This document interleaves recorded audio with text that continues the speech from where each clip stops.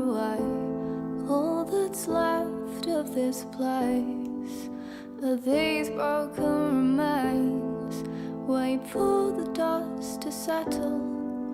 We came crashing down. So many stories buried underground, waiting to be found. We'll take to the sky, and I will find your memories somehow. Secrets that were lost when we forgot who we were before the world broke down. I will find these fragments of our past. I will find these pieces of us. I see your footprints on the ground, leading out of sight. I catch a glimpse of what we were. Are we running out of time? Open your eyes to all the colors and the lights. I've waited here so long to bring these stories back to life. We'll take to the sky, and I will find your memories somehow. Secrets that were lost when we forgot who we were before the world broke down. I will find these fragments of our past. I will find these pieces of us. We'll take to the sky, and I will find your memories somehow. Secrets that were lost when we forgot who we were before the world broke down. I will find these fragments of our past. I will find these pieces of us.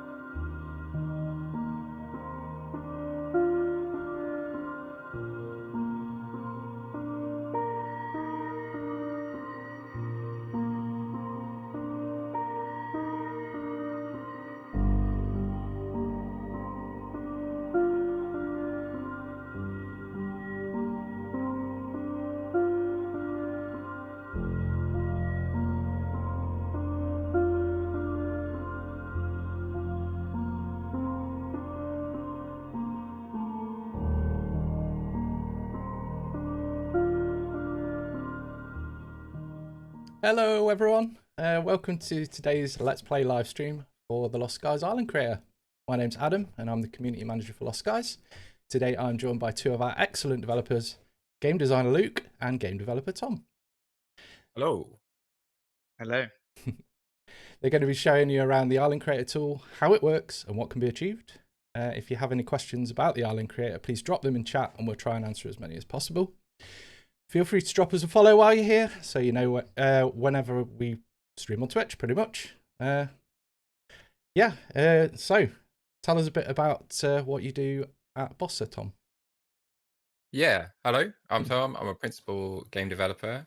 I've been at Bossa for about 12 years now, so a good chunk of my life. I was one of the original developers on Worlds Adrift, so a lot of you, a lot of names that I see in the Discord are very familiar to me, and it's great to see that you're all still here for Lostskies.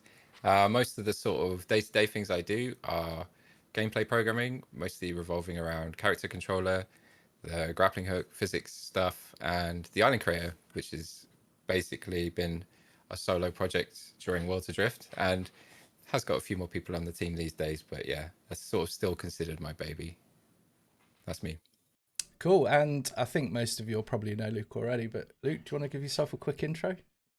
Yeah, so I'm Luke. I want to preface this by saying my voice is has been a bit shot this week. Um, so if there are moments during the stream where I have to just like take a moment to to recover, then that might happen.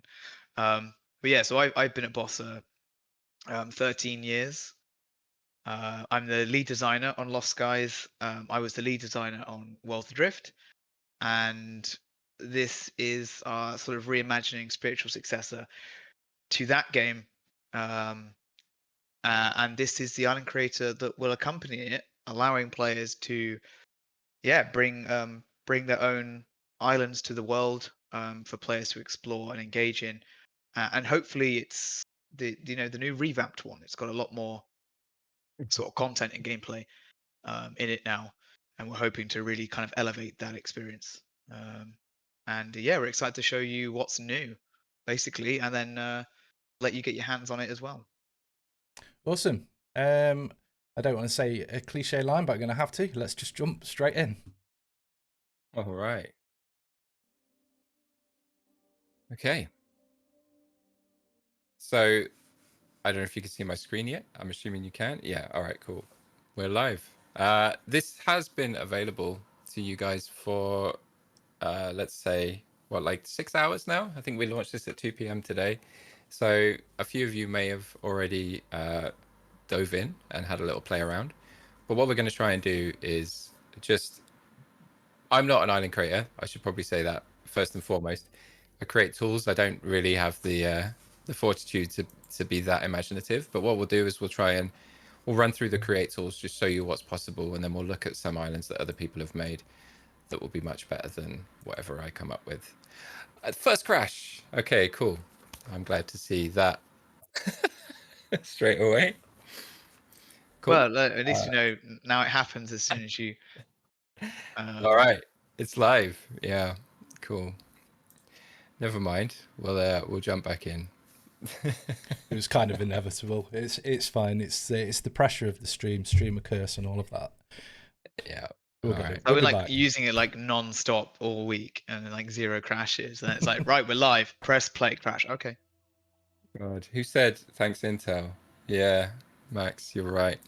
I'm running a 14900K, and it's one of those that has the degradation problem.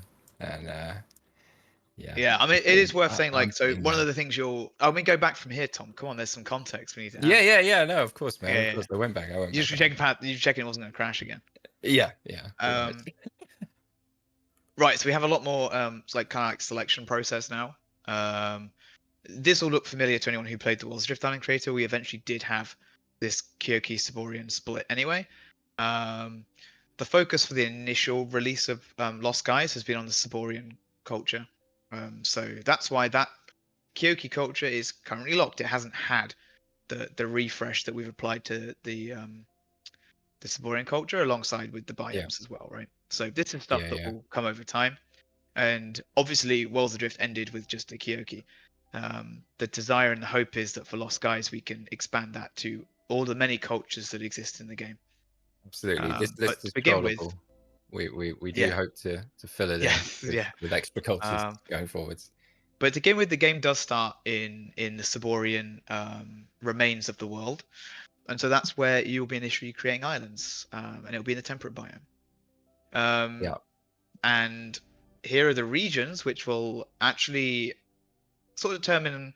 They're very similar to the. If you remember, if you played Worlds Adrift, we had like wilderness expanse, and then the remnants, right? So this is quite similar to that. So in order to access these regions, you will need to pass through the weather barriers and the weather walls using a ship that's capable of crossing it. But you do start in the outskirts, which is in the kind of the countryside of the Saborian, the remains of the Saborian sort of continent. And so that's kind of where we start. Well, then we got, we have the other two regions that will open up later. This is kind of more of a we didn't really have this in Worlds Adrift, did we? We didn't have this sort of distinction of it. We did like on the Yeah, they were world kind of like scale, there's a weird not mix of like per yeah, biomes and regions. exactly, But yeah, I think for Lost Skies, we wanted the biomes to have a more like survival implications. yeah, yeah, yeah, Whereas these are more like, I mean, the way we've kind of designated them in Lost Skies is that regions are very much tied to almost like difficulty. So as you kind of pass through these weather barriers, you're yeah. finding new things, you're facing new enemies, you're finding new loot, and generally things get more difficult. But you're not really seeing a drastic change in kind of vegetation, fauna, flora, and stuff. There are changes, but nothing drastic. But let's Yeah. say when you went to like the desert biome, suddenly it's like, okay, now everything's changed. I'm seeing completely different sort of resources and wildlife and things like that. Mhm. So we're trying to pack a lot more detail into each of these kind of specific areas of the game, which is why we Yeah. kind of like started quite focused, and then we're going to expand over time. Yeah. All right. Let's get going on an island from scratch, I guess. So from the point of view of a person who's never used the editor before, or if you've never used the Worlds Adrift or the Lostskies Island Creator before, this is what you're first greeted with. And it can look a little bit daunting. There's a lot of options to pick from. But hopefully, with most of them being grayed out, means that you are kind of drawn to this side panel where you can see you're basically, one of the big buttons is to add generators. And these are sort of like the building blocks of your island. You can make these little shapes, drag them around, and create like a blueprint of the island, if you like, or how you'd like it to look. And then some of the other generators we have different shapes like cones, which are really good for creating like that sort of floating island shape when you want to create a cone underneath the island. And yeah, they're all sort of primitive shapes, and there's also subtractive ones if you want to like carve out an area of the terrain. And they are all sort of they're evaluated from top down. So if you put a subtract one at the bottom, it will happen after the other ones. So if I put a sphere there, then there will be some terrain that's carved out in that area. It's basically just to give you some sort of like idea of the sort of the general shape of the island, and then when you hit the generate button, some magic will happen and it will create the terrain, and it will also create the surface. It will paint the terrain as well. So Yes, this this might is this yeah, I was gonna say this might be a step that you sort of like loop a little bit when you're like, because there's a lot of yeah, RNG and algorithm going into this generation. And there's a global settings on the top of the left tab there that like will create like quite a lot of different sort of, even if you that's kept the true. Yeah, generators the same, yeah, the results can be wildly different depending on what you sort of play with these settings yeah. here. Like if I turn these noise levels right down, then it will be a much smoother, like much closer to the shapes that I created. Like you can see already, it doesn't really look like an island, but there is a couple of steps there, like the painting and the smoothing, that can take a little bit of extra time. So you can turn those off, and then everything that you want to change some settings, see how it's going to look, then the results will be much quicker to see. Yeah, basically like turning The- down the noise means it's going to closer match the generators, yeah, right? Which doesn't make a particularly interesting absolutely. shape. So generally, because even just this slight little bit of noise that we've got here, just means that like, okay, now it's looking more like a kind of, Yeah, sort of island that's been weathered and sort of broken apart and stuff. yeah. All right. So let's take this as our shape for this island that we're using as an example. I'm not, as I say, not the world's best island creator. We'll get to those people later. I'll show you what can actually be done with it soon. But yeah, so this looks pretty good. So now the rest of the tabs have unlocked at the top. So the sculpt, the post-process material, all these other ones have now become active. So you can start working from left to right, and we'll just show you what they do, I suppose. The sculpt one is fairly straightforward. It just allows you to make edits on the terrain directly. So you can sculpt away terrain, or you can add terrain back, or you can smooth it out. This is really kind of like probably going to be using this a lot when you make an island. Like if you want to make a cave or something on the inside of an island, you can carve away. Yeah, just start and digging. Yeah, just start digging away. Make a nice little cave here. If I keep going, maybe I can get to the other side. There we go. Break out into the outside. Lovely. All right. So this one's fairly straightforward. The post-process is stuff that happens over the whole terrain. So it's not something that you're not manipulating individual parts of terrain. It happens over the whole thing. So if you run like the smooth post-process, then the whole terrain will get a little bit smoother on the edges.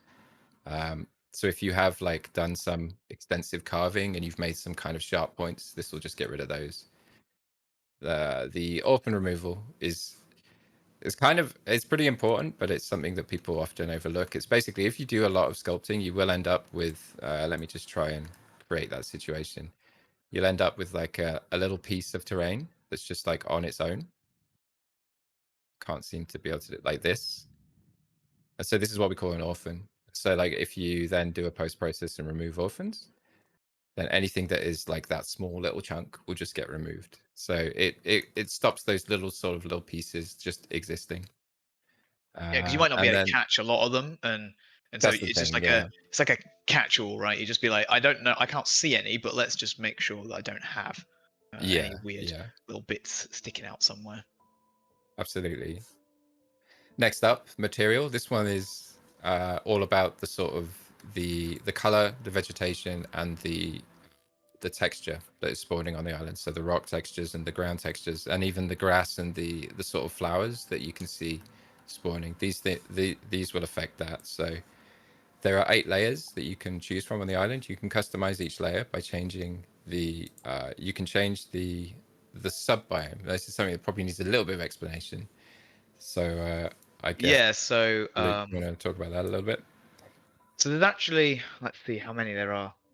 I think there are 5 or 6 sub-biomes, which is like at many survival games.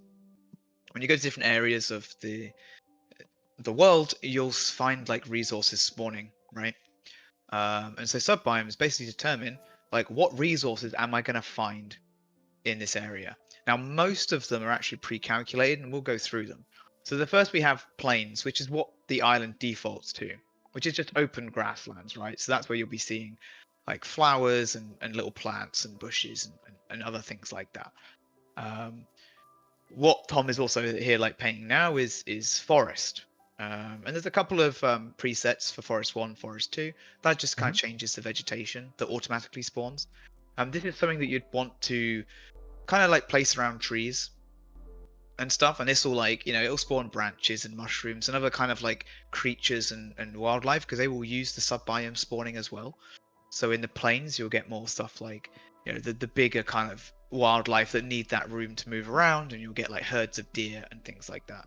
So a lot of this goes through our export process and then is procedurally generated in when the island reaches the game.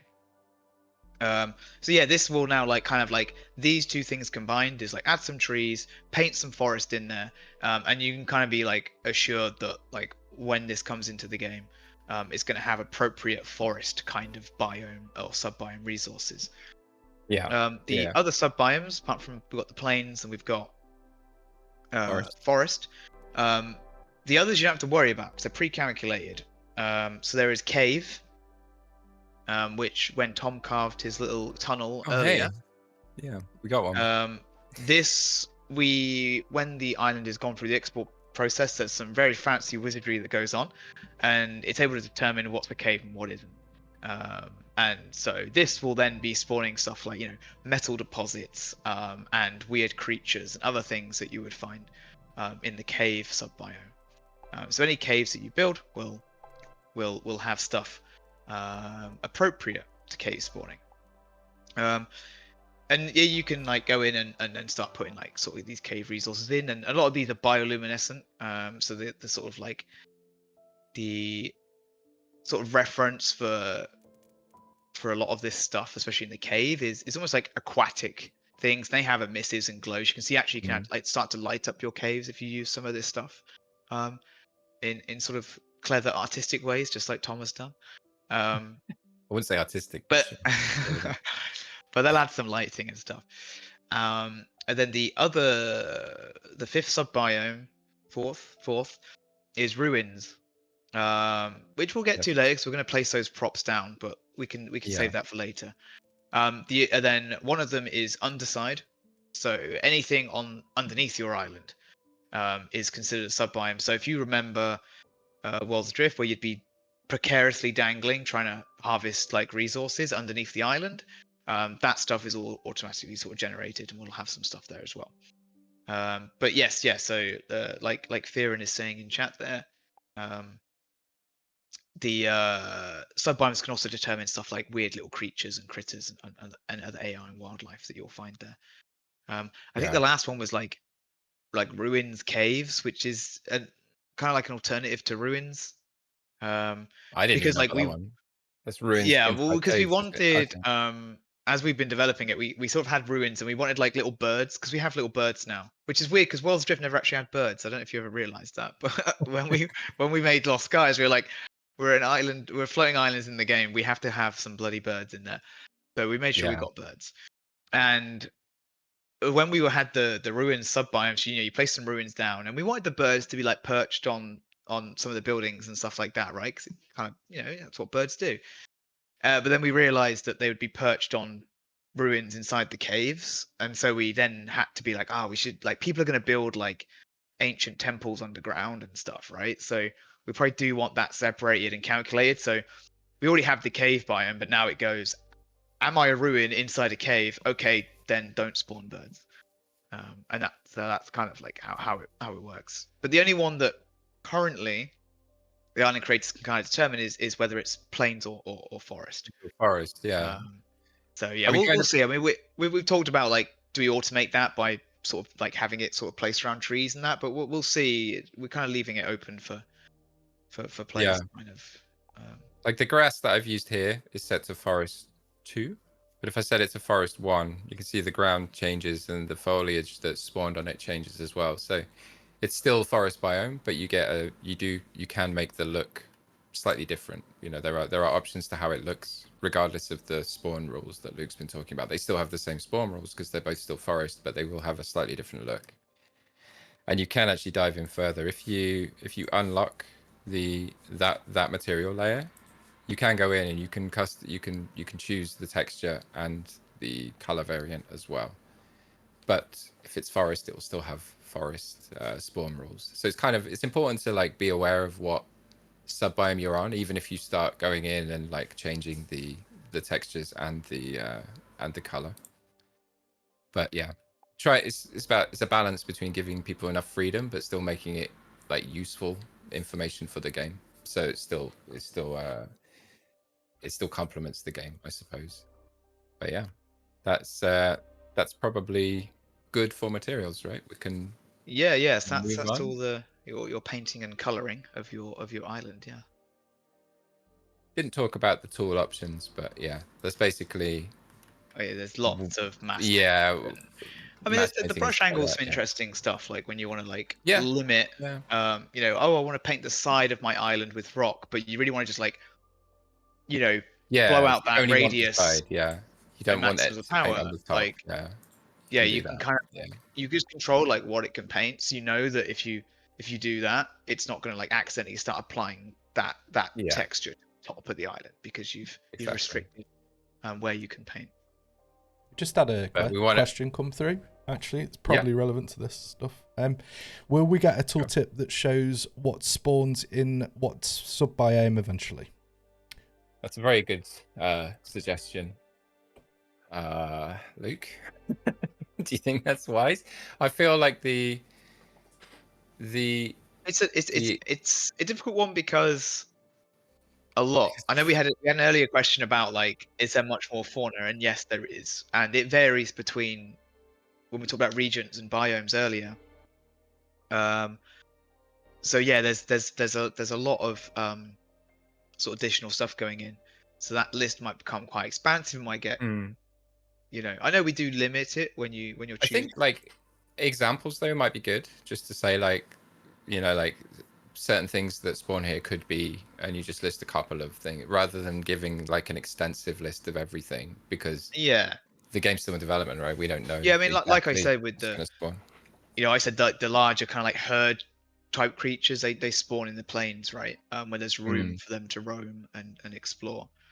Yeah, Inside the yeah, caves, you're going to get more creepy little things that are going to attack you and stuff. So, yeah, yeah, it could work to kind of define those sub-biomes, and so you understand what your actual for sure. island can contain. I know it was a debug dev tool that we needed, which was like, if I'm looking at an island, can you tell me like how much of each sub-biome do I have? Yeah, Just because that was needed for design to balance the distribution. I feel like we should have that in the island creator.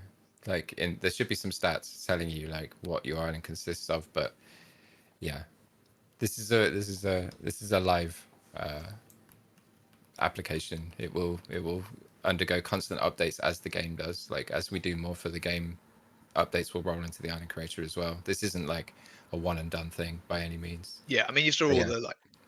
the padlocks. Yeah, good point. Yeah, there's like 5 padlocks before you even get to create an island. That definitely shows you that we are planning for more things to come. Let's move on to objects, because this is fun. This is where you kind of like, this is where your island starts to come to life, I think, when you start to get to place objects and things. Also, the way that I've done this, working from left to right, it's not like you don't have to do it this way. You can go back and sculpt a cave if you want to after you've done painting or whatever. It's not it's just, I just thought this would be the best way to explain the island creator to you guys. So we're on objects now, which is all the fun stuff, all the assets that the artists have lovingly created for the game are here and available for you to place and make your island nice and aesthetic. Basically everything inside the objects tab is cosmetic, with the exception of trees. I'd say trees can be cut down in the game, and they are a resource. They are used to gather wood. But everything else is kind of, it's pure, it's mostly aesthetic. There is a gameplay section now, which is new to this version of the Island Creator. Like the Worlds Adrift one didn't really have this distinction between gameplay. Like you would put chests and things in the objects tab, but now we have this distinction. Anything that's sort of like does affect the gameplay will be in the gameplay tab. Anything that is like majority aesthetic is in the object tab. Yeah, so I've already placed a few trees down, so I have cheated a bit, but that was just to sort of like mark out the forest biome that we placed. But yeah, there's all manner of things here. Luke, where did you put the serif stuff? I don't see that anymore. Is that gone? I think Luke might have just jumped out quick. Oh, is he gone? Yeah, okay. yeah. The layout switched around behind the scenes. No worries. The camera went down. I'll hold the fort. But yeah, I think he's struggling with his voice, but that's fine. So, all right. I'll work through some of these and explain what's going on. So everything is kind of categorized pretty nicely, hopefully. There's been a bit of time to sort of just like organize where most of the things are. Yeah, so you can place little bushes and things, or ferns. Cave, but yeah, the cave foliage is really nice because it has like an emissive glow, which I love. You would want to probably just limit that to caves, but honestly, it's up to you. We've seen some really creative uses of assets, and I kind of like to not sort of dictate what people should do with them, really, if possible. Just having a strepsil. Yeah, cool, man. No worries. I just figured this would be a good time to talk about, like, if you are, maybe you aren't like a person like myself who's not like really cut out to make a whole island from scratch, and you're not really, I don't know, like you don't have the fidelity of your imagination isn't enough to like have all the details down from like the smallest plant up to like the whole size of the island. We do have this, and we did have this in Worlds as well, but like it's definitely I think it's more useful now as the sort of fidelity of the world has increased. We are expecting a lot from players to like, from creators to be like, oh, make an island and just go nuts. We have this sort of concept of groups where somebody might not want to make a whole island, but they might just want to make like a small house or like a building or something. They can make that in and then isolate it so that they can just share that house, and then other people can use that house in their island. And that's sort of like that design language that they've set out will then spread through the UGC, which is a really nice thing. So if I just open the workshop, I can have a look at the groups. So there is like a way to go through groups or islands or materials, so you can see what groups people have made. And this house here by Ugly, Celana Townhouse, that looks nice. If I just add that and then go back to the game, now in my subscribe groups, I've got the Celana Townhouse made by Ugly. So now that I can place that somewhere that I think looks cool in my map. And there we go. Now that's pretty cool. I imagine that's made of hundreds of objects, but I've just managed to place it in like a single group. And yeah, that's sick. Ugly is awesome. Yes, the important thing there was, making islands is, it can be, it's a lot of time, it's very involved. Yeah. And you might just be like, oh, but I've got a really cool idea for like a temple or a building and stuff. And you can just do that. You can just go in, build out this cool little sort of structure or prop, and then place it in the workshop, and then other people can then bring it to their island. And over time, essentially your tool set just expands, right? Because yes, it's buildings that maybe you're making, but you can come back like every week and be like, oh cool, somebody's made like a really cool like broken down ship or this really cool temple. Even, and we'll get there later with the puzzle modules, right? We have a lot more gameplay this time around, allowing you to kind of like really kind of add some challenges and other elements to your island. And those again can be shared on the on the island creator, right? Something as simple as like, oh, here's a cool little puzzle for opening a door, right? And that can be shared and then just brought in. You don't have to do it all yourself. You just want to focus on like, oh no, I've got some really cool like puzzle ideas, but I actually just want to bring all the buildings and other things in. Yeah. And it can even be something as simple as like, here is a little forest layout, right? Like here's some nice little trees and rocks and bushes. It doesn't have to be buildings and structures. It can be like little kind of environment pieces as well. There's one other thing I'd like to sort of just shine a light on in the objects tab, which is there's a bunch of objects that are quite small, like these small rocks that people can place, and it looks pretty cool. But there's also now an option if you use the select tool to start simulating. If I just select the rocks, let's go. Yeah, that's cool. If I press, you've got some coral underground there. Need the occlusion selection. I don't think that will simulate. I think it will just be the rocks. It's fine. I'll unselect those trees anyway, just to be sure. So you can use this start simulate button, and then the physics objects they'll undergo a little physics simulation for an amount of time, and then once the average speed and the max speed is close enough to 0, you can exit, and then that's now their position. So that the cool thing about this is if you make like a whole bunch of rocks, and then you can't really be bothered to manually place them all, you can select them all and then start simulating them, and they'll all fall in like a natural way, apart from the ones that I didn't select. But let's do those now. So a big part of, because at the end of the day, you're making these sort of like islands that have have been decayed over time and that ruined, and there's rubble and things like that. And it's always a pain in the ass with a lot of these where you've got to like meticulously place like every little bit of like brick or rubble. But actually, like, there's no better way than just being like, okay, I've got my sort of building. I'm now just going to like dot around a load of rocks and then hit simulate, and they'll all fall naturally where they kind of would Exactly. Yeah. fall if it actually had naturally crumbled apart. Yeah. So again, it's all these Totally. little like time-saving features that we sort of made sure to sort of take a look at this time around. Yeah.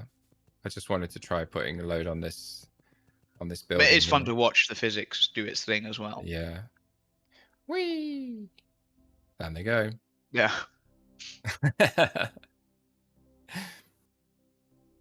Yeah, it never gets old. Yeah, if you want to like, simulate a landslide, that's as easy as that. Exactly. Just select all the rocks and There hit you go. simulate. And if you don't like what's happened, you can still just undo, and they'll go back. Yep. So there's undo, where they redo is all there Yeah. as you would imagine. So yeah, you can just be like, Yeah. nope, don't like that. Take them back to their previous That's position. cool. Nice. All right. Is that objects covered, or is there anything you want to talk about? The ruin. There's only a little bit about just the sub-biome thing, right? Because you had the if you go to subscribe groups, we got the temple thing. Yeah. Made by our very own Oliver Thurston. Oh yeah, which is huge. Yeah. Yeah. So you have like surface align and randomization and stuff. You'll see is like it's trying to align to the surface. You can turn that off, so it's just goes to default position. And then you can just sort of grab that group and then place it. There's some stairs there, so maybe it needs to get into the train a little bit. It has taken 35% of my island. Yeah, it's expensive. So just to jump in real quick with a question that's related to the physics stuff. Does this work with larger assets too? So we have a pretty sort of specific pool of objects that we allow this for. It's not communicated as such. I think, like if I put one of these large objects down, the option isn't there. It is generally just for the sort of like the smaller assets.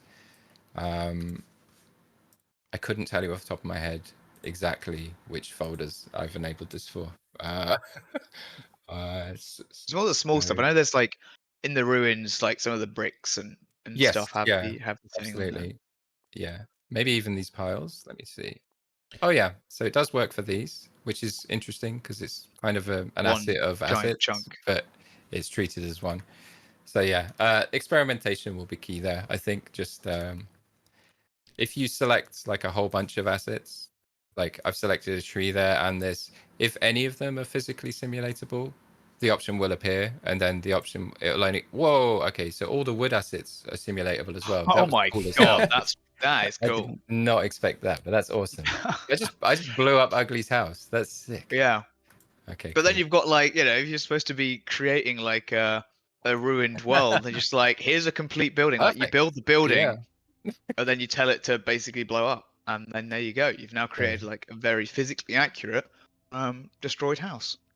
So you can see a few objects have randomly appeared back in their fixed location. That's what happens if something rolls off the island and goes out of bounds, then it will snap back to the place where it started. That's all that's happening there.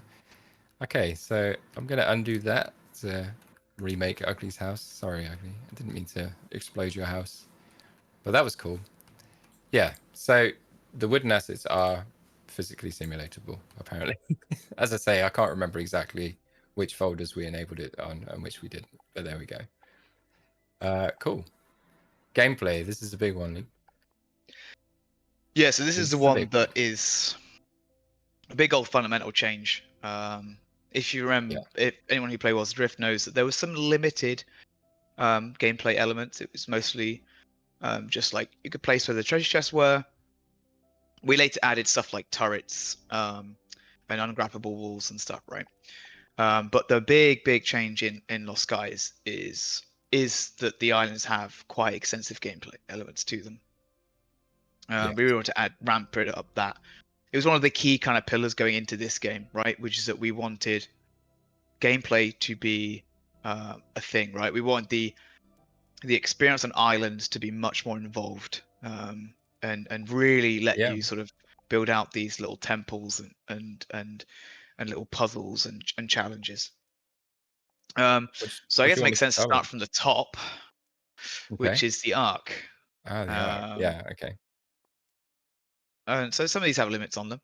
So the Ark, there's a lot of lore implications with this, but this is basically, if you choose to, this is the respawn spot on your island.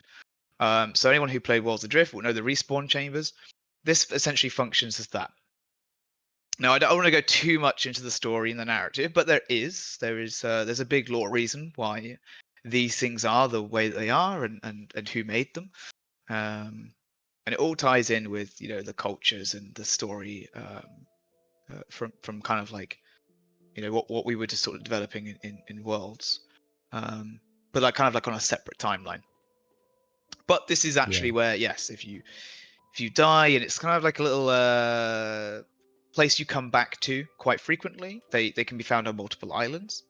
And if everything goes badly It's and you not, lose your ship, yeah. and you have to start from scratch to a certain degree, right? You still have all the things that you learn how to make. Then yes, the Ark will be your sort of like your little safe spot to be like, okay, let me start again. Let me build some basic things. Let me kind of get back a ship ready to go. I think it's But we thought it was important kind of to, cool yeah. that the players got to place these things and really build them into their islands. If you remember, World of Drift, they would just randomly spawn, right? And this felt like an opportunity to do something more interesting with it. So you can kind of have these sort of like crashed or buried and really integrated into your island. So when players do discover them, there's like and it kind of like oh my god, I found this sort of like arc and this respawn point essentially on this island, and they'll be quite valuable to discover. It's also where, more spoilers for the main game, it's where our main tech tree takes place. So there is a device inside this that acts as your tech tree. So if you remember the data banks, for example, from Worlds Adrift, which is like your key kind of progression mechanic, the things that you're looking for on all these islands, you take those to an Ark and you're able to spend them to unlock Saborian technology. Because if you remember from the start, the culture that you're exploring at the start of Lostskies is the Saborian culture. Now this Ark is not Saborian. It's another Spoilers. culture. Yeah. Spoilers. Yeah. But it's heavily implicated in the story and the lore as to what this is and how it came to be and why you go back there and give it basically data that you have found by exploring the Saborian world, right? As you explore their history, their ruins, you bring them back here, and it unlocks more story and more technology from that particular culture. And that gives us then that cool kind of like avenue then when we do unlock other cultures and you do travel to other parts of the world, there's a whole new suite of technology and story for you to unlock as well.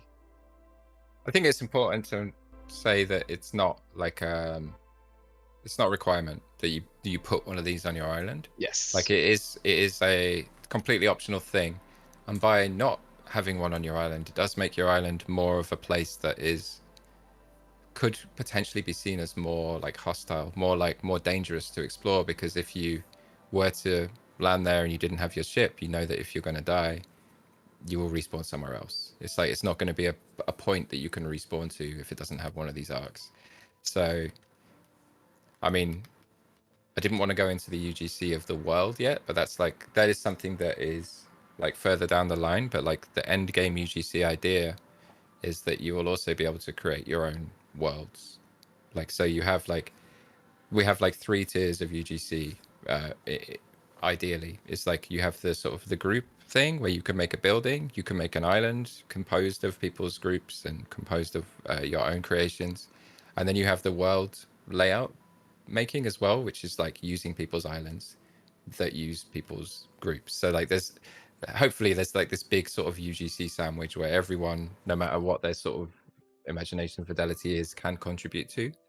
And on the world level, I could foresee it where someone would make like a world that has like, it's only got one island that has a respawner on, and then every other island doesn't have an arc on it, and that would be a really sort of like hardcore way to play the game. But we wouldn't stop that from happening. Like people could run their own servers that have this world layout on when if they were so inclined. But that is a future sort of thing. It's definitely down the line, the sort of world layout option. Yes. Yeah. So the initial version of UGC that we'll have is we're always going to have like a default world, right? Which is islands that sort of we've selected as like, hey, the world when like because let's be honest, like most average players are going to come in, they're going to hit play, and they just want to play the game, right? So we will have a default layout and a default set of islands that the average kind of player gets to experience. Later on, we'll let you fully kind of customize that to your will. You're like, I don't want any of these Bossa islands. I just want my ones, and you'll be able to do that. But to begin with, at launch, it'll be, as we start seeing these islands come in, we'll sort of pick the ones that, sort of match like the experience and the visuals and all those other things like that, and we'll put them into like the default world, and so Yeah. everyone will get to experience or come across your island in the official game, right? And that was always a really kind of compelling and awesome part of Worlds Adrift, which was playing an update to the game and finding your island sort of out there somewhere for other players to find. And it was really cool kind of seeing people really sort of react to like island creators as if they were almost like little mini celebrities, right? Like people be like, oh my god, like I loved your island, like it was incredible. Like, That and I was think we sick, really yeah. wanted to double down on that, and that's why there's so many more gameplay options this time around, because I think those experiences are what make these islands even more memorable. There was actually a All right, question that came through from community from chat earlier. I think it touches on that to a degree. So, two-part question for later. Are there any specific types of islands desired from the community for game launch? And will the community islands continue to be added through the life cycle of the game, or just the islands included at launch? Oh yeah, so definitely. Definitely. Question 2, definitely yes. Like we would always, as we develop more, because the game at launch will not have every region and every culture that we expect it to have, right? So we're always going to be adding new regions, new biomes, new cultures, and we'll always be looking for more islands, not just ones we make. So there'll always be community islands that we will sort of like get from the workshop and put them into the main game. Definitely, yeah. Can't remember the first part of the question though. Sorry. Maybe Luke does. Maybe Luke can answer that. Are there specific islands desired from the community for game launch? That was the first part. No, I mean we never wanted like it has to do this, right? We generally have like these like you'll see limits on these gameplay sections. I would say like the most important like folder in this list will be the rewards one, Right. because those are really what make your island desirable to the player, and we do give some context for those. So stuff like the data banks, which are kind of almost like your skill points if you find those in your island. Yeah. Then the treasure chests and containers, right? Those are the stuff that gives you the loot. So those are the ones you want, sort of placed as, on the in the heart of the temple that was surrounded by like a difficult puzzle or turrets or something, right? So you might just, sometimes it makes sense. You're like, oh yeah, in this building we'll stick a data bank, right? So those kind of like is one of the key things I think that set Worlds Adrift apart was in lots of other games that use procedural generation. This stuff is kind of just like strewn out at random and you just come across it, right? It was always far more compelling to explore a handcrafted world where you do see a building and come across it, and then lo and behold, there are the rewards that you were looking for. And these can be buried and hidden depending on kind of what the island creator wants to do. And one of the main strengths of this setup is that the islands are very much a product of the person who designed them, and so not every island is going to follow the same rules for where things are or how to find them. And I think that's what makes it interesting. Definitely. Yeah. And you almost like you always get a feel for like oh I know what kind of island who this island was made by, because there's like, players naturally have, or creators naturally have, a sort of way they design things. And I think it's a really cool way of sort of seeing all of the ways that people approach this stuff. I would say that in terms of like knowing what works and what doesn't, there's always in the workshop tab, there's always the like the top rated Yeah. ones, which are just community upvoted islands, right? I would say that generally that's like a good barometer for like, oh, okay, let me have a look at these top rated islands, see what they're doing. But that doesn't necessarily mean that like just copy them, because sometimes like the most exciting parts are when people sort of build islands that like in ways that we weren't expecting. And Absolutely. that's one of the Yeah. main strengths of the way that we have this set up. Is Also, that, yeah, like, don't get discouraged if you see like ugly or DJ Virus Island. You're like, holy shit, that's crazy, because that's just not everything has to be that insane. yeah, yeah. I mean, like we we had a cool little like sort of target for players, for our beta players, or like the island creator kind of like open dev players. And that was just like, just make a small island, right? And we had some really cool like little like lighthouse things and stuff like that. Like the islands can be as big or as small as you Yeah, want. absolutely. And that's why we said like just being able to build like a little house or a temple is great. Like that can still be shared with the community, and you might then be playing the game and suddenly you'll come across that building that you made, because you're not Yeah, going to know who's subscribed to it or who's used it. that's cool. So Actually, yeah. even just being somebody who builds props and decorations, like you can still have those little surprises as you explore the world and come across that stuff. Uh, Oh yeah, I feel no, like we should we're get into still on all the these art. other, because We need to get into the other things. we Yeah, haven't even got into the meat of this yet. because this one's Right. So controversial. Yeah. yeah, this is a big one. This is one of our later Yeah. changes, actually. So now you can add these data pads. And as you can see, when Tom has placed it and then selected it, there's edit data pad text. And Yeah. so if it goes to that, So this is you are, this is yeah, controversial. this is a Obvious reasons. dangerous one from our Yeah, this is perspective, dangerous. but we'll Yeah. we'll have to see how it goes. And yeah, and you're now able to essentially sort of write your own like stories and lore. We had a lot of this in Worlds Adrift, right? People would really want to tell the story of their islands. And now that we have all these puzzle mechanics, and we'll go into depth into what you can do with those, but this lends itself very well for you to like give clues on how to solve some of these puzzles, or maybe where those treasure chests or data banks are hidden. And it just makes a far more kind of compelling experience, right? Is that you can just be Yeah. like, is I it think that just is it just an interesting story that the player, as they sort of explore your island, can sort of uncover, or are these like little clues and pointers to where your treasure is hidden? the potential Either for way, it's like how you weaving use these it into is, puzzles is amazing. Yeah, like yeah, being able to yeah, like just see little clues basically brings in a bit of that immersive sim genre into it, where like you have to read a thing to understand a code to solve this next puzzle, which is really cool. But yeah, the mechanic of us basically allowing creators to input text and then us have that in the game verbatim is obviously fraught with danger, and we're aware of that. Like the potential for abuse there is like obviously off the charts. But we've had this sort of like issue in the past with Worlds Adrift Island Creator, where anything where the creator could do something that could be seen as like a little bit like bad taste, we've kind of like just trusted, and they haven't, and it's kind of worked so far. So we're under this sort of maybe disillusion that if someone takes like 30 hours to make a beautiful island, it would be like really like out of character for them to then make a data pad that has like swear words in or something. I think that would be kind of like, maybe it's like, yeah.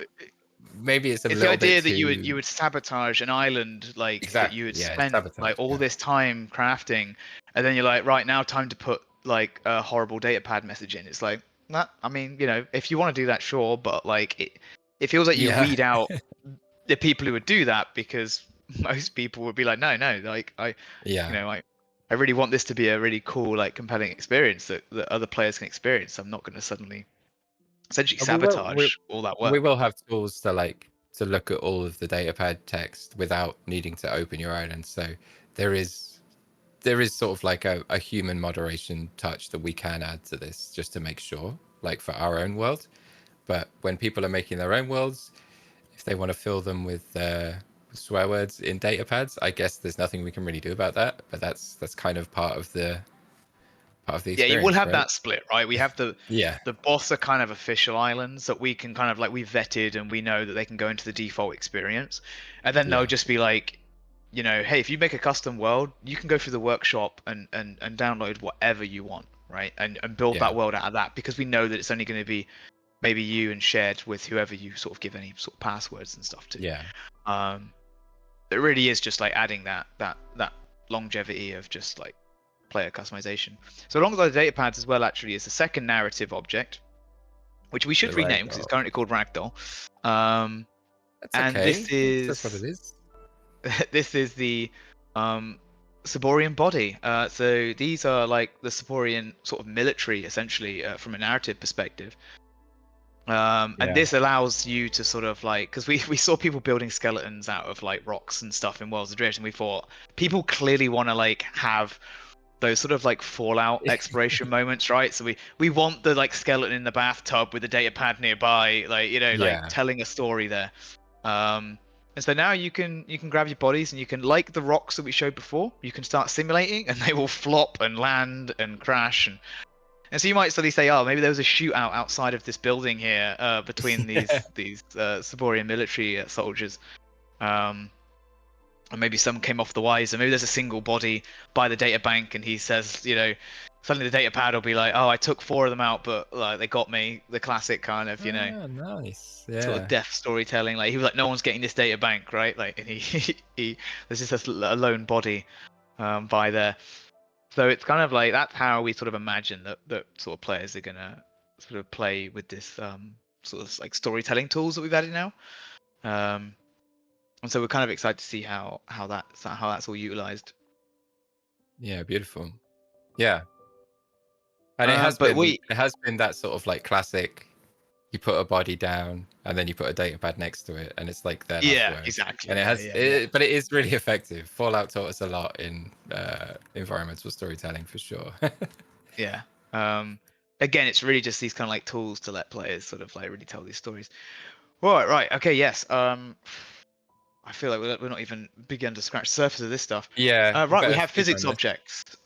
Because the other stuff we had was obviously like you place it, it's more for decoration. These actually remain physical when the game is being played. Yeah, And so you can leave them just floating here, right? And yeah. whatever. If But I then as drop soon as you enter in, play mode, they will then drop and become physical. hmm So boulders and rocks and things like that. So they're great for dangers and threats. You know, like a boulder coming at you is going to do some damage. A block falling on you is going to hurt. But we wanted them also to be sort of like puzzle element as well. So you'll notice on the bottom toolbar we have the Atlas Lifter. So this is the key technology in the game that you'll be able to craft. And it actually is going to allow you to move physics objects. Um, so if this block, for example, is blocking a ruin, in the game, you can expect the player would be able to craft some of these devices, attach the lifters to it, and then use their grappling hook to pull it out the way. Um, and so that kind of creates some kind of like cool, like sort of dynamic gameplay and moments and stuff. You know, you might use them as, yes, it's blocking off the way that you want the player to go, but it could also be like with the boulders, right? Like the Indiana Jones moment of you open a door, yeah. suddenly there's some boulders rolling at you, and you can kind of surprise the player and create sort of like dangerous moments like that. So these are pretty versatile. They are literally just physics objects that you can move, right? So lots of opportunity there to play with that however you see fit. All right. Now Next, now we get into the real the real meat. ones. Like that was just the warm up. Yeah, Oh yeah, certainly.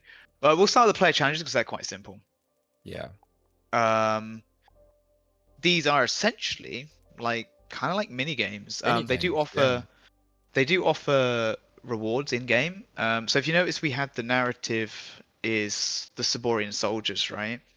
So those, from a story perspective, those the military that survived, like kind of like after the end of the world, right? So when the armies kind of disintegrated, um, because there was lots of wars basically between all the different cultures towards the when the world was ending.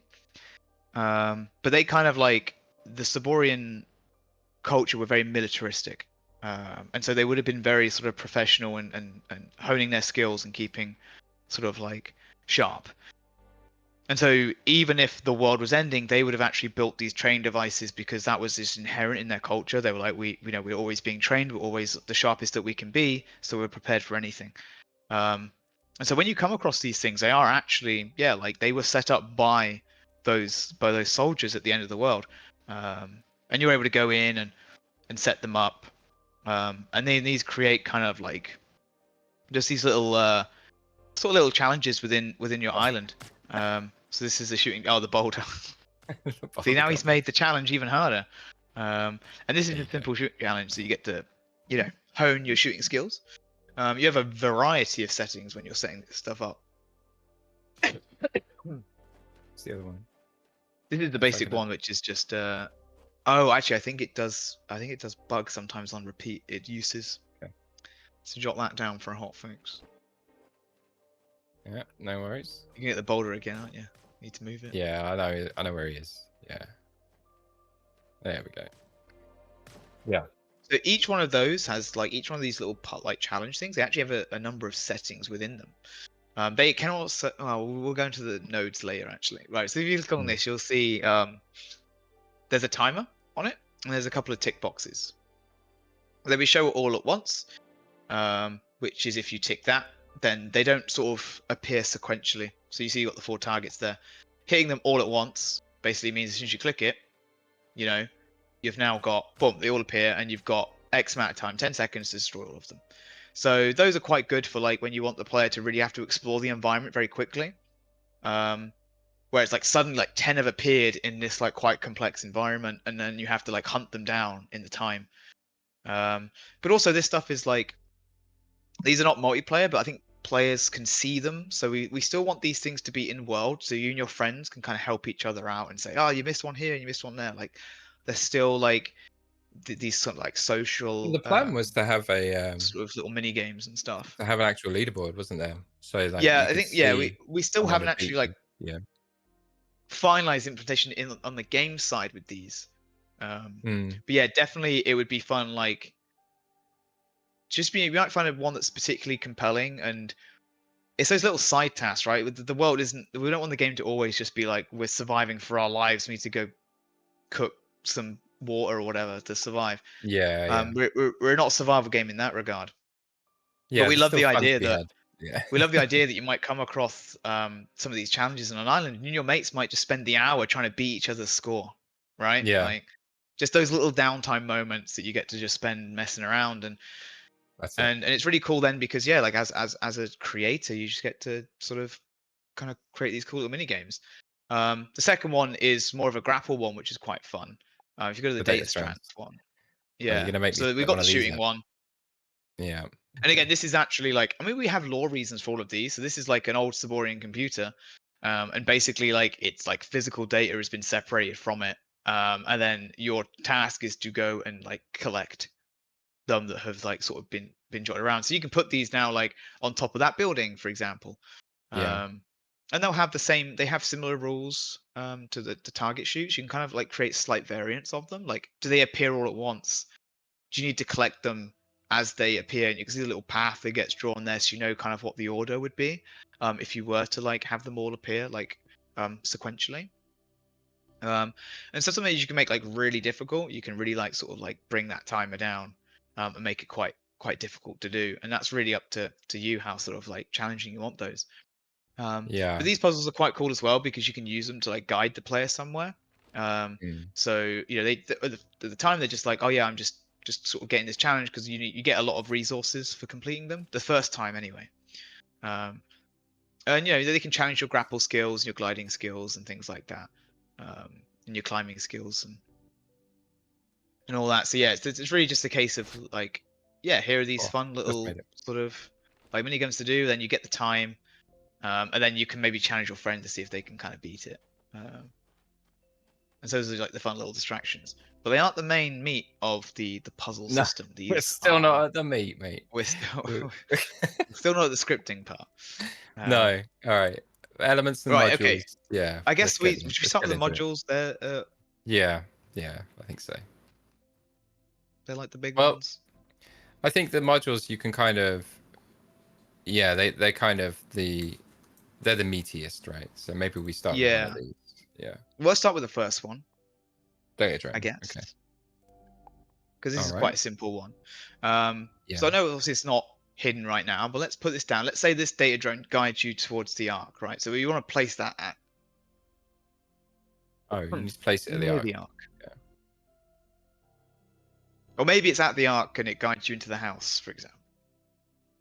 Well, I've put it in the arc now. Do you want it in Okay. the arc or the house? I mean, it's not very far apart. I think any player is not able All right. to find it. Okay, mate. Yeah, no, don't worry. I'll put it in the house. I'll put it in the house. Okay.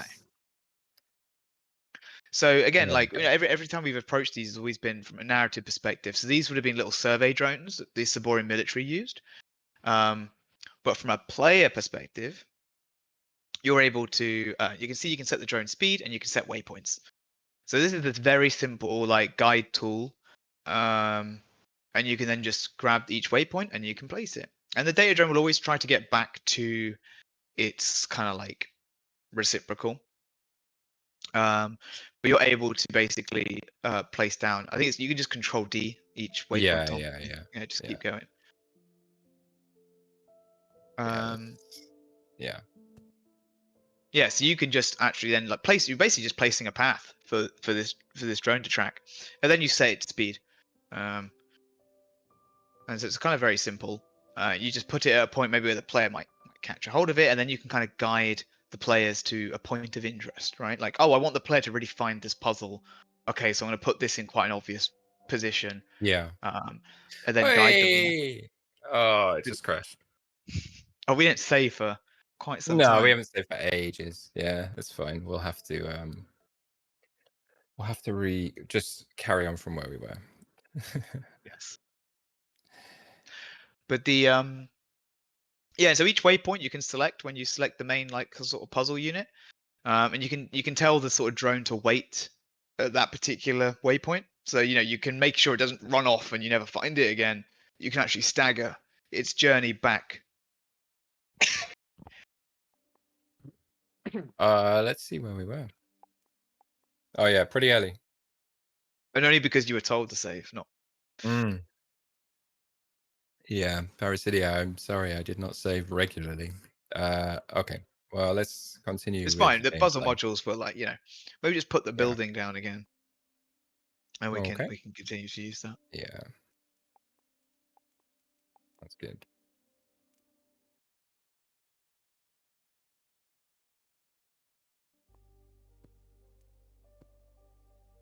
All right, there you go.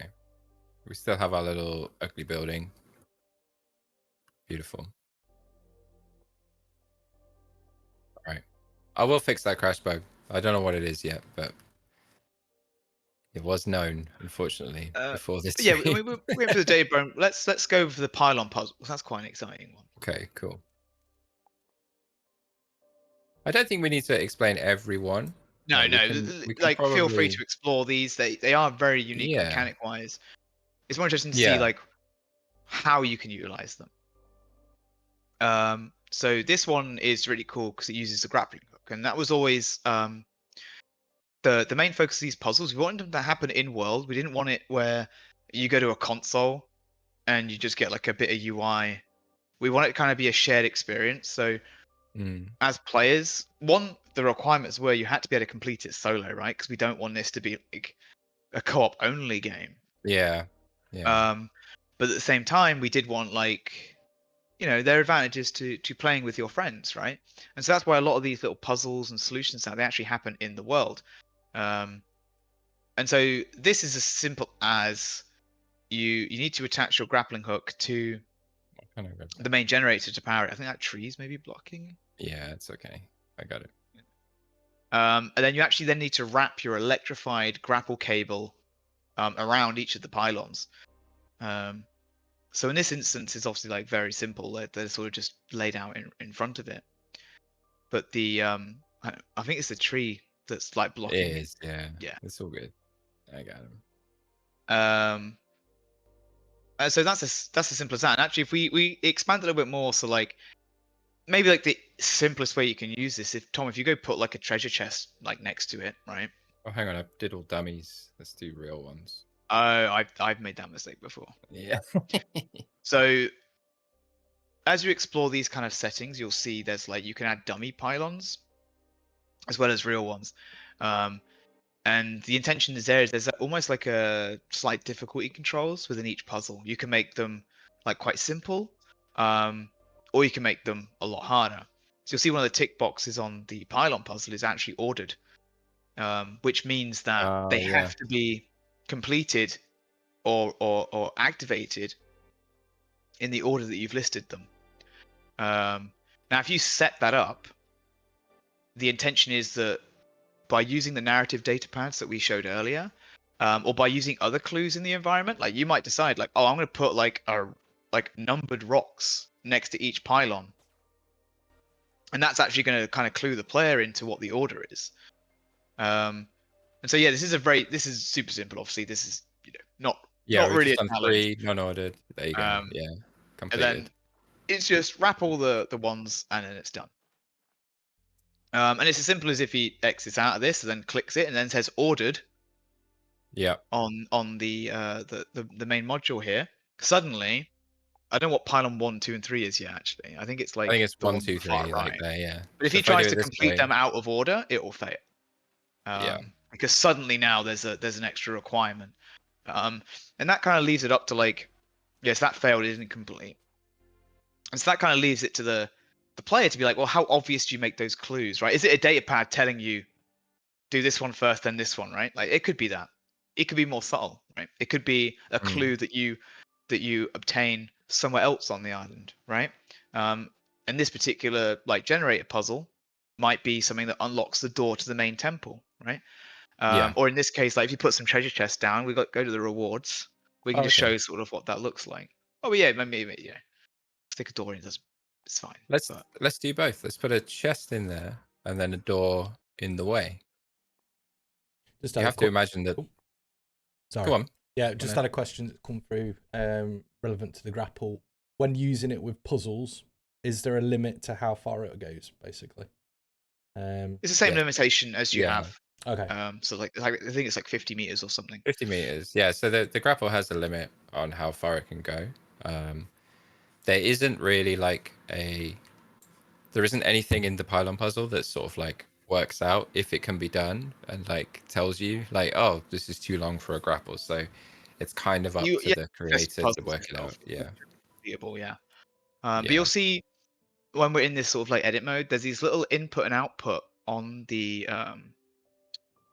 puzzle modules, right? Yes. And this is circles. essentially what lets you hook these up so they interact. And we wanted a super simple system here. So by just clicking on the output from the generator and putting it in the input of the door, you're now telling the system this pylon puzzle has to be completed for that door to this open. door will open. Yeah. And it's as simple as that. And then you could, if you want, you could the create a same for chain. It's the not really chest as necessary, well. but you could say when that door is completed, for example, the treasure chest is now unlocked. It's not really necessary because the kind of door's locking the treasure chest already, but you can see now the treasure chest has gone red and it will not go green until the door has been sort of activated. So it's a really simple, positive, negative kind of sort of input and output. I don't know if it's still ordered though. Oh, it is. Did I get the order wrong? Yeah. I think it's like right to left. Or you can just turn off ordered. No, it's turn off ordered. Yeah. Yeah. Right. There you go. And now it's just, activate each of them. Yeah. But the key thing there with these puzzles is that like it's when you see the pylons, you understand inherently. Okay, it's one of these puzzles, right? We took a lot of influence from like Breath of the Wild and the Korok puzzles. And so with that, it's like you come across it, you see the same sort of like elements. You know what you generally have to do, but because of the environment changes, suddenly the solution might be slightly different. So these pylons, for example, could be dangling off the side of a cliff. They could sort of like start high and go low, and you have to think about like, okay, if I'm going to grapple and hook them all up, what order do I need to do them in, or where do I need to stand to get get it right? And it really is very very open ended how that works. Yeah, I think we And should I mean, move from this. I don't want to do every puzzle module. no, Because no. we're running short on time. We are. But yeah. And there's, I mean, the amount of layers that you have then with this. So for example, like if we go to we got threats, so we go to the turrets. Yeah. You can add in your threats there, and you might want it where. So if we put in, we put in just some turret, right? Couple But if you turrets. actually like, because you could have it. I'm trying to think what way could we demonstrate here? Because it could be once you complete. Yeah, so those turrets are pylon dead puzzle. until I complete this puzzle. Then they'll Exactly. come Yeah. to life. Yeah. You could flip it around as well. You could have the turrets by the generator, and you can't actually complete the generator. Generator won't turn on Yeah. until the turrets have been destroyed. What So we you could can kind do, of create those like yeah. sort of challenges like that. You could get rid of the pylon puzzle from the door, and then the turrets could be what unlocks the door. So you do the pylon puzzle, the turrets come to life. You have to kill the turrets before the door will open. Like Yes. yeah. That's what I've just hooked up there. Let's see if it actually works. Oh, and it's the way you've seen there. Tom put both turrets into the door, and the way that our logic system works is it goes once all of my inputs are completed. I will then complete. So killing one turret will not be enough to open the door, right? Because the door is expecting for both inputs to be positive. Yeah. So now both only turrets are dead. activates, Door yeah. opens. I get the treasure chest. Exactly. Yeah. There we go. Golden. Just made a little puzzle. Nice. And it's very like, so if you click on the door as well, like Yeah. you'll see that we have the inputs and outputs listed. So it's very easy to Yeah. like remove some. You can see the outputs, the is the door and stuff like that, and so you're able to just sort of like turn those off or reverse those inputs and things. There's a lot of little controls there that will You let can you reverse. experiment. Yeah. So you can make it shut when the turret's complete, rather When the than turrets are open. destroyed, which Yeah. is kind of Yeah. counterintuitive, but it's there. There's a place where that's probably useful. Yeah. There's a couple of questions come Cool. through just now about this Sure. specific stuff. For the purpose of the review team's time and sanity, is there some sort of way that you can check in editor if a puzzle has been completed in the test mode? It could be like Mario Maker, where players have to finish a level. Have to be able to finish a level before they can publish it. That way you can know if puzzles on an island can be completed without having to do all of them yourselves. If a change is made near the puzzle, that might have to be reset though. Sorry, I'm terrible at reading on the fly like this. No, I mean we you. did talk about this kind of like verifying process, and it's very complicated, and ultimately like the islands are not necessarily like, they're not linear, so it's not like a Mario Maker level Mm-hmm. where a blocker is going to like prevent you from basically like completing the level. Yeah. If you come across a puzzle that, I mean, look, maybe it's broken, right? Or maybe it's just really difficult and you can't get past it. Like, there's going to be many other islands out there in the game, so we don't have to be too precious about like, oh, if this one puzzle on this one island like doesn't quite work, it doesn't break the game. Because the game is so open-ended, right? What island you choose on the horizon is entirely up to you. You just fly to whatever one you find interesting, and when you get there, you're Also, searching for those resources and things. there are often solutions that might not be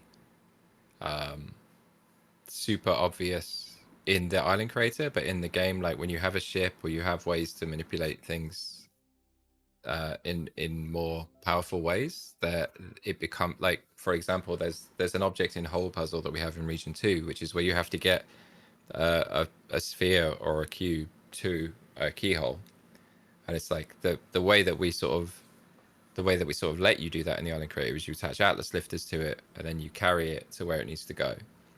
But there's nothing stopping a person like putting that sphere on the ship and flying to the other side of the island and solving it that way. And it's like, yeah, we don't really want to like that to not be a solution, but those tools aren't available in the island creator. So like, if you have this very rigid set of constraints on like, oh, you haven't completed every puzzle, you can't publish this island. I do feel like that kind of just limits the potential for sort of like maybe outside of the box thinking a little bit. But Yeah, especially because when you click the shrines in Breath of the Wild, right, which people just circumvent and they can solve by using like wild physics and stuff. yeah, yeah, You exactly. know, Like, I don't want to not allow that. I think that's yeah, kind of cool. we kept the puzzles like open ended enough in a sense that like, yeah, like Mm. there can be unconventional solutions to them, and there shouldn't. It's very hard to say like, is this completed or not, like as a test case. Yeah, I yeah, imagine like even with like the shrines in Breath of the Wild, they didn't have a way of like obviously they had the golden path of how it should be completed, but there wasn't like it can only be completed in this way and only this way. yeah. Um, and I think we definitely want to embrace that kind of out the box, like, hey, they solved it by doing some crazy sort of like game mechanics. Yeah, I think because it's like inherently a self-hosted game, it's not like there is this sort of like one God server that we have control over, like we had in Worlds. So if somebody does solve something in a really esoteric way, it doesn't like break the game. It just like it might mean that they've done this thing ahead of how the design was sort of like thought out, and that's fine. They're just slightly ahead because they got an extra reward because they solved that puzzle before they had the Atlas Lifter or whatever, and that's cool. They just found an interesting way to game the system. But I think we should move on. Yeah, I think Yeah, I mean, sorry, so what there's Starisho was saying on how biomes work. So biomes will kind of like control some of the what we're seeing is in this list right now. That list could change depending on what biome you selected, right? And you might have other options and conditions that you get to control about your island, right? So we had like the desert biome. Suddenly, the threats, the maybe even the sub biomes and the decorations that you use could change vastly. Now, right now, we've only got the one biome and the one region, well, but over time, those will expand. we do have a second region in development. We do But yeah internally we've got like a second region yeah, with new puzzles and other things in it, and that will be unlocking sometime like soon after like yeah, launch, when this initial launch kind of goes out, right? Basically the first update to the island creator most likely will involve that region 2 region two, unlocking. yeah, Yeah. yeah. Yeah, I think that's probably enough about gameplay. There's still a lot more that we could dive into there. This is something There's it really is like just explore it plenty because there's a more lot modules. there. Yeah, What kind of change you can create. We've got stuff like the yeah, energy wall and the switches, like some you got to shoot, and we've got the energy wall which you can use to yeah, sort of block totally. off or create But I think bridges with. if we rush through that, then we can show off some islands made by other people that will probably demonstrate good use Yes. of puzzles. I think. Yeah. So that's the end of the editing tabs. Those 6 areas that we've gone over, and then the environment tab is just controlling how the island looks in the scene. Obviously, it doesn't change anything in the island itself. So just the time of day, how much cloud is in the background, the wind strength, things like that. So you can make it super windy, and then the lighting, which just this is kind of, I guess it's important if you are making like interiors and caves and things. If the lighting preview is on, it can get a little dark, and you might want to make interior areas quite detailed. So you might want to turn that off just so you can see inside the cave clearly and know what's going on. And then the final button is the test button, which I've been pressing throughout just to like drop a player into the world. But it does do a little bit more than that, as you can see on the right here. This is quite an important part of the island. I think. Do you want to talk about this, Luke? The world preview here. Yeah, so these are kind of like internally we call them like sort of like palettes, right? But these will actually shift some of those resources and the difficulty of those islands, and it just gives you a little preview, because there are areas of this region that will shift slightly, right? Just to add some kind of like visual variety and enemy variety and resource variety as well. And right now we determine those as like difficulty, right? So we got sort of the green pines, which is your beginner sort of islands. Then you have the azure grove, which is like these kind of islands that have been mutated by like sea animal and plant and sea life kind of elements. So a lot more like vegetation dense, and a different kind of aesthetic. And this will have different key resources as well as different enemies, different wildlife that are spawning. And then we have like the Atlas Plains, which are like these islands that have got a lot more what we call this mineral atlas in them, Yeah, so which is everything the mineral glows. that allows things to kind of float. So these areas of high interest to the main kind of enemy force in the game. They also glow because it's like inherently got this sort of like green energy sort of coursing through it. And these will be like the most dangerous islands. So you get some really tough enemies on these islands. But this gives you a chance, like, your island might either get assigned somewhere, or it might just be like, when you build your own custom worlds, you then get to set like, hey, I want this island to I want this area of my world to be the Azure Grove, and so I'm gonna you can just grab any island from any player, and it can become an island that can sit within that part of the world. Yeah. Um, Yeah, so it is like it's something that's decided on the world layer of that sort of UGC sandwich that I was talking about earlier. It's not like every island that is made region 1 temperate can be green pines, azure grove, or Atlas Plains. It's not defined by like a step in that regard. And that's why you have the option to like see how your island would look if it was placed in any 3 of these sort of like sub areas of that region. We've tried to keep the colors like not too extravagant, so it shouldn't look like too different from what you like your artistic vision of the island. And yeah, so far everything that we've sort of seen has been pretty agreeable. So I think we're on the right sort of path with that. But yeah, we'll see. And I think that's it. That's the last button. And then yeah, all the buttons over here just upload, download, save, and load, as you'd expect. So let's go look at like a good person's island. Let's go look at some good islands made by someone that wasn't me. So I clicked on the little gallery button there. I did that quite quick, but this is basically your shortcut to the Steam Workshop, and this gives you a nice, easy way to get to look at some islands that other people have created. You can sort by top rated, the ones that you've subscribed to, the latest. But the top rated is always a good place to start and check out what other people are considering good. So I'm just going to load the first one, which is Shattered Peak by DJ Virus. This is in the game at the moment, I think. Yeah, yes. This one is definitely in the game. I mean, most of the top rated ones are. Yeah. They make their way into the official list. Yeah. So if we zoom out, we can see what this lunatic has created. Let's go to daytime. And yeah, and you can see, put in the hands of someone that knows what they're doing, it can look quite remarkable.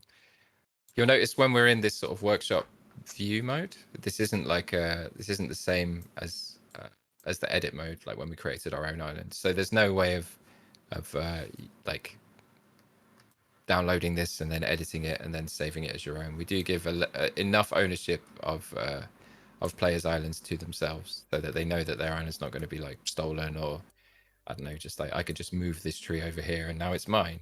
This is DJ Virus's island, and that's so when you're previewing, you just get to like look around. You can drop yourself down as a player and you can play around, go swinging around, or you can preview it in the different biomes, in the different sort of sub areas of that region. This looks like a grappling dream, this one. I think, yeah, he's really he's made sure of that with this sort of ring of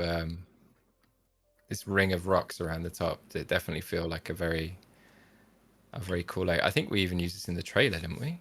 Yeah, we did. I think this looks familiar. I missed it now.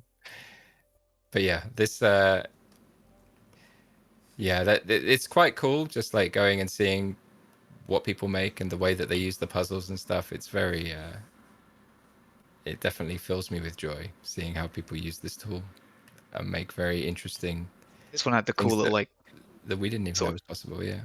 the sort of split cavern down the center that's always fun to Yeah. It grapple reminds me down. of Zelda for some reason. Like there's a bit in Breath of the Wild where you have Oh, the the Twin two Peaks. Yeah, Twin yeah, Peaks. yeah. Yeah, I always think of that when I play this one. But yeah, it's very cool. There's also a pylon puzzle there that we didn't have time to go over, but yeah, that's one of the puzzle modules. Yeah, this one's quite cool. It's like the data relay one where you actually have to like build a network of lasers all down the crevice of this island. Yeah. And yeah, you come across like caves and you can explore them, and then the Yeah, little it's pretty puzzles and sick. chests and stuff sort of dotted around and hidden.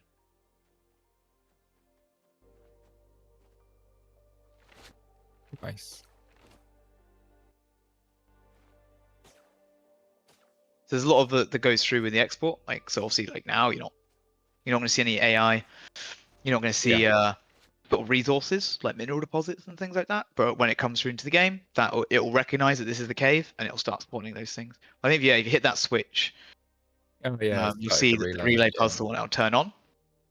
And then this is how you kind of like can test and play around with some of these puzzles, and you can see, oh, okay, this goes to this laser, and then you got to grapple your way there. As you can see, like this puzzle like all takes place in the game. It's something that you and your friends can help out with because you're right now you've got to find the next relay point, right? And so that's kind of like it can be done cooperatively or solo, right? And so that now Tom has found it, and so he's kind of connecting this chain together. Now, if you imagine like, because this is a physical line of sight thing, some of those other puzzle elements you saw earlier, like doors and energy walls and stuff, right? We could have a door that's like blocking the laser to the next You're the right, next mate. relay, and maybe you need to go kill some turrets before that door will open. Yeah. And so you can kind of mix and match them together to kind of create like quite dynamic scenarios that really utilize like the environment that you've built. I'm so dying. You're right, bro. No, I'm really not. I'm Well, you making made things. it. It's 9:30. You've done well, man. Yeah. Nice. Mate, Oh yeah, this Tom, one is multiplayer long. island creator. Go on. Where's that? Oh, did someone just say that? Yeah. They were questioning Cool. why you're being so lazy and haven't added multiplayer to All devs are lazy. Yeah. it. Yeah, no, the You can see multiplayer here, island like, thing was so now something I he's really did want to completed do that back in the puzzle, day. and then all the chests have unlocked, right? So that's where you get Yeah. your sort of big reward. And so that's Yeah. how that's kind of like, yeah, that's how you can kind of create these little puzzles and add them to your island, and yeah, and that's sort of the basis of gameplay. This island is filled with all sorts of different puzzles and types and stuff. Yeah. But that's your chance to like play these now. You can just subscribe to them, explore them, play them yourself, and then you can use that to kind of give yourself a lot of like ideas, right, and get inspired on how to, or on maybe some things you want to add to anything that you're making as well. Yeah, I mean, Awesome. I'm seeing puzzles now that I didn't even know were here. Like, I don't remember this monolith puzzle on this island, but that's cool. Nice to know that's the thing. Yeah. Yeah, so anyone who's like a main reference for this stuff is if you play Breath of the Wild, it's always about like, oh, what's at the top of that hill? What's down this cave? What's this little crevice here? Like, and as a creator, you're always going like, how do I reward the player who's like really exploring my island, right? Mm. And that's really the fun of the exploration that sort of you have control of in this game, right? It's reward the players who seek out those little hidden spots, or decide to climb the tallest mountain or go to the heart of the cave, and you always like maybe it's just something as simple as like, well, here's a little chest, right? Or maybe there's a secret door, right, that requires you to like activate all these like puzzles around the island for that door to open. And you're using data pads to tell the player like, activate the towers in the left, in on the rest of your island and stuff. So it really is like trying to create this very open-ended sort of gameplay tools. And so every island it's going to play out differently. It's going to see some things and challenge you in ways that you haven't been challenged before, because we built the systems to be open-ended enough to allow for that. Multiplayer island creator is not easy, that's for sure. Yeah. There are ways to share, like, because it uses workshop, you can actually like share asset, like share like sort of like the island creator files. You can actually add Yeah, we did collaborators. do that in the past. That's right. Yeah, you can add Yeah. someone as a collaborator, and then you can share the same workshop file, and you can work on it independently, but you can't work on it at the same time at the moment. Yeah. So they're kind of like the working at the same time isn't possible, but it could easily be that like maybe somebody can be making props, right? Like, oh, I'm going to build like the buildings that we're going to have for the town, the ruined town on the island, and somebody can be building the island itself, but then somebody can actually just be building like little ruins and things, and then they can just make them as a group, and then the person who's like got the island can just pull those in and start populating the island with them. So there is ways you can kind of collaborate. But yeah, the joint multiplayer collaboration is, I think a lot of our multiplayer resources are going into the game, so we just simply don't have that's true. the capacity to do it for the island creation. I'll say never, Yes. of course, but Yeah. for the Right foreseeable now, the future, priority it's not a priority. is the multiplayer of the main game, which will be obviously fully sort of co-op and playable with your friends. Excellent. So I'm just going to pull us back to a different cam real quick. Hey, right, cool. So thank you so much, everyone, for watching. That's we've kind of run out of time. The full VOD of this stream will be uploaded to the Bossa YouTube in the next few days. For those of you that have asked questions that we've missed, jump into our Discord server. I'll drop the link in chat in a second, or unless someone helpful wants to drop that in there. Oh, I don't know if you've got perms actually. I'll do it in a second. But yeah. Ask those questions in our Discord. Invite your friends. The bigger the community gets, the better it is for everyone. So in the meantime, please follow us on the different socials for all of the updates that are going to be happening as we're in this sort of key stage of development. On Blue Sky, lostskiesgame.bsky.social. I'm never going to get that one right. And on X, at lostskiesgame. Remember, you can also wishlist Lost Skies on Steam if you haven't already. All the links to this stuff are in the panels below. Thanks so much for watching, and yeah, we'll see you next time. Great. Yep. I apologise for my fits of coughing that occasionally happen, but thanks for Amazing. sticking with us. It And just humanizes hope you. It's cool. I know. Hope you like what you saw, and that makes you excited for the game, and you can see the potential for what you can be playing and exploring, and gets you excited to maybe see your creations come into the game in time for launch. So there you go. There's Cheers, guys. 5, 6, 7 Discord links. Help yourselves. Nice. Have a great weekend, everyone, and have a great time making wonderful islands. See you soon. Thanks very much, guys. Bye. Yeah. Bye.